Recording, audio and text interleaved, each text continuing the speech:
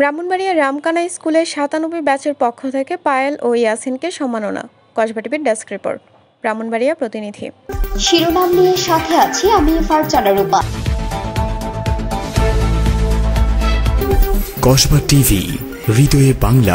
হাসির সহযোগিতায় এখন বিস্তারিত। ব্রাহ্মণবাড়িয়া রামকানাই হাই একাডেমির এসএসসি ৯৭ ব্যাচের বন্ধুদের পক্ষ থেকে সাংবাদিক আজিজুর রহমান পায়েল ও আইনজীবী ইয়াসিন মিয়াকে সম্মাননা প্রদান করা হয়েছে। পাশাপাশি ব্রাহ্মণবাড়িয়ায় কর্মরত বিভিন্ন জেলা থেকে আগত একই ব্যাচের বন্ধুদেরও শুভেচ্ছা স্মারক প্রদান করা হয়েছে।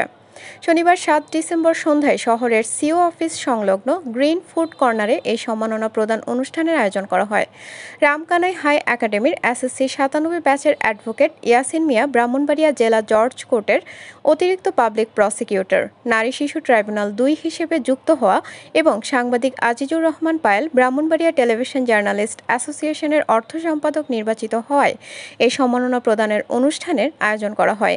এছাড়াও ব্রাহ্মণবাড়িয়া জেলার বিভিন্ন দপ্তরে কর্মরত এসএসসি ৯৭ ব্যাচের বন্ধু কিশোরগঞ্জ জেলার তানভীর আহমেদ, পুলিশ পরিদর্শক সদর থানা, কুড়িগ্রাম জেলার মোহাম্মদ রেজাউল করিম, উপ পুলিশ পরিদর্শক সদর থানা, কুমিল্লা জেলার মোহাম্মদ মাহবুব আলম, উপ পুলিশ পরিদর্শক সদর থানা, একই জেলার মোহাম্মদ আব্দুল হালিম, উপ পুলিশ পরিদর্শক সদর থানা, ফেনী জেলার মোহাম্মদ নুরুল ইসলাম মজুমদার, উপ পুলিশ পরিদর্শক ডিএসপি ব্রাহ্মণবাড়িয়া ও টাঙ্গাইল জেলার এনএস সোহেল, অধ্যক্ষ শাহিন স্কুল ব্রাহ্মণবাড়িয়াকে শুভেচ্ছা স্মারক প্রদান করা হয়। আজকে আমাদের ব্রাহ্মণবাড়িয়া কর্মরত বিভিন্ন জেলার 97 বন্ধুদেরকে আমরা গ্রহণ করছি। আজকে আমাদের বন্ধু এসআই রেজাউলকে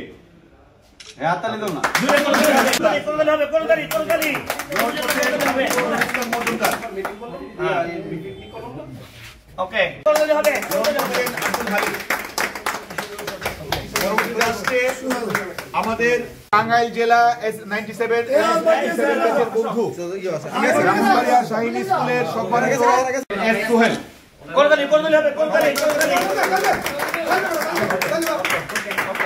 পরবর্তীতে আসছেন গ্রহণ করবেন তানভীর আহমদ, পুলিশ পরিদর্শক ব্রাহ্মণবাড়িয়া।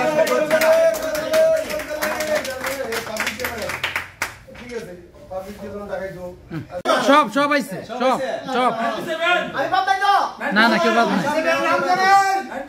ঠিক আছে,